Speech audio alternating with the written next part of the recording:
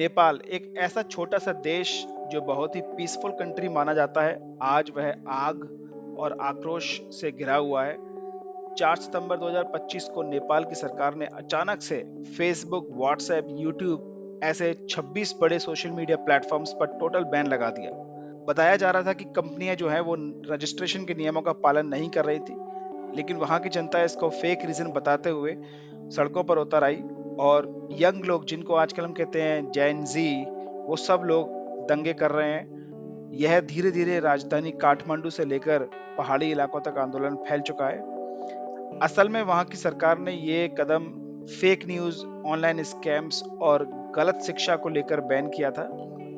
But धीरे धीरे restriction करने के बजाय उन्होंने एक साथ बैन कर दिया, तो जनता ने इसको अपने खिलाफ एक एक्शन समझा और वो लोग सड़कों पर उतर आए। लेकिन लोग कभी भी सिर्फ एक ही बात के लिए सड़कों पर नहीं उतरते। बहुत समय से वहां की जनता भ्रष्टाचार, अनएम्प्लॉयमेंट, इस तरह के रीजन से बड़ी परेशान थी सरकार से। तो ये जो लड़ाई है वो सिर्फ इंटरनेट की नहीं है, बल्कि एक भ्रष्टाचार, बेरोजगारी और जनता की आवाज दबाने के खिलाफ क्रांति है। वहां की जो जनता है और जो पुलिस है, उनमें काफी लड़ाई झगड़े हुए और अभी बताया जा रहा है कि कम से कम 19 लोगों की मौत हो चुकी है और सैकड़ों लोग घायल हो चुके हैं।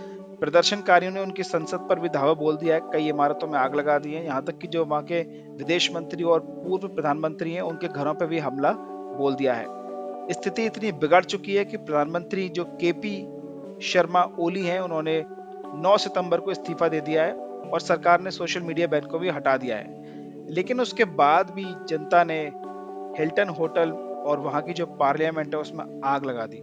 और एक बहुत ही अनफॉर्चुनेट इंसिडेंट में एक्स पीएम खनल के घर आग लगाई, जिसमें उनकी वाइफ जिंदा जलकर मर गई। तो फिलहाल बैन हट चुका है, लेकिन दंगे नहीं रुक रहे।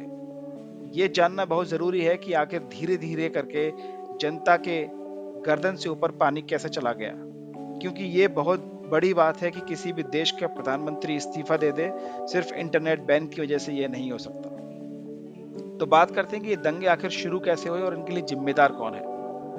इन दंगों की शुरुआत सोशल मीडिया बैन से हुई, लेकिन जैसे मैंने बताया, इसका असली कारण जो है वो और गहरा है। नेपाल की जनता, खासकर कि वहाँ के जो यंग लोग हैं, वो बहुत ही लंबे समय से भ्रष्टाचार, नेपोटिज्म और पॉलिटिकल अनस्टेबिलिटी से बड़े परेशान थे। प्रधानमंत्री ओली की सरकार पर जो है वो हमेशा पक्षपात का, जनता की आवाज को दबाने के आरोप लगते रहे हैं और युवाओं का ये कहना है कि बैन तो सिर्फ एक बहाना था। असल में उनकी जंग जो है वो पूरे सिस्टम को बदलने के लिए है और इसीलिए वो सड़कों पर उतरे हैं। उनकी जो मांगे हैं वो है कि आप जो है ट्रांसपेरेंट रूल लेकर आओ, ट्रांसपेरेंट शासन लेकर आओ, जो हमारे भ्रष्ट नेता हैं उन पर कार्रवाई करो और युवाओं के लिए रोजगार दिलाओ, ताकि अनएम्प्लॉयमेंट जो है उसको कम किया जा सके। और यही वजह है कि ये आंदोलन सिर्फ इंटरनेट की आज़ादी नहीं, बल्कि पूरे शासन के खिलाफ एक विद्रोह बन गया है। और कहीं ना कहीं सरकार को भी लगता है कि उनसे गलती हुई है, इसलिए वहां के पीएम ने भी रिजाइन कर दिया। इस आंदोलन में एक और खास बात है कि एक स्पेशल फ्लैग या सिंबल जो नेपाल के युवाओं का एक नया प्रतीक बन गया है। यह है वन पीस का स्ट्रॉ हेड पायरेट्स का झंडा। और सारे युवा लोग इसे अपनी आजादी और बगावत का प्रतीक मानकर हर प्रोटेस्ट में, प्रदर्शन में इसको लहरा रहे हैं और इसके पोस्टर्स को लेकर सड़कों पर उतर रहे हैं। तो देखते हैं कि आगे क्या होता है। अभी फिलहाल वहाँ की आर्मी ने कंट्रोल ले लिया है और धीरे धीरे वो लोग क्राउड को भी कंट्रोल कर रहे हैं, तो होपफुली शायद जल्दी ही सिचुएशन कंट्रोल में आ जाएगी। लेकिन ये इवेंट्स बहुत ही इंटरेस्टिंग है और एक ट्रेंड सामने आ रहा है। क्या आपने भी सोचा है कि पिछले 4-5 साल में एक के बाद एक धीरे धीरे इंडिया के सभी पड़ोसी देशों में कुछ ना कुछ ऐसा हो रहा है? क्या ये किसी की साजिश है? क्या ये कॉन्स्पिरेसी है? क्या ये एक प्लानिंग है? सबसे पहले 2021 में अफगानिस्तान की जो गवर्नमेंट थी, वहां को गिराकर तालिबान ने हमला किया और कैप्चर कर लिया। उसके बाद 2022 में श्रीलंका के अंदर भयंकर दंगे हुए, same anti government protest by public, और श्रीलंका का जो प्रेसिडेंट था वो देश छोड़कर भाग गया। उसके बाद 2024 में बांग्लादेश, जहां जनता अगेन सड़कों पर उतर आई और वहां की जो प्राइम मिनिस्टर शेख हसीना थी, अपना देश छोड़कर वो इंडिया आ गई। और अब नेपाल।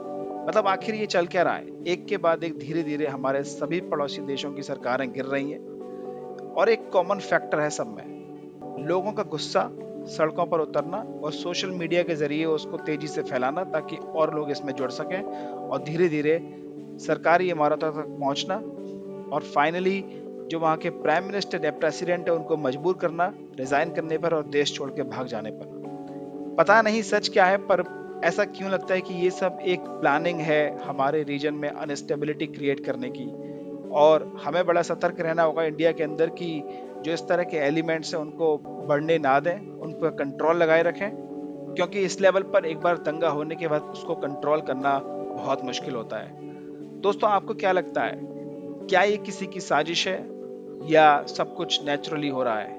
अपनी राय कमेंट्स में जरूर बताएं।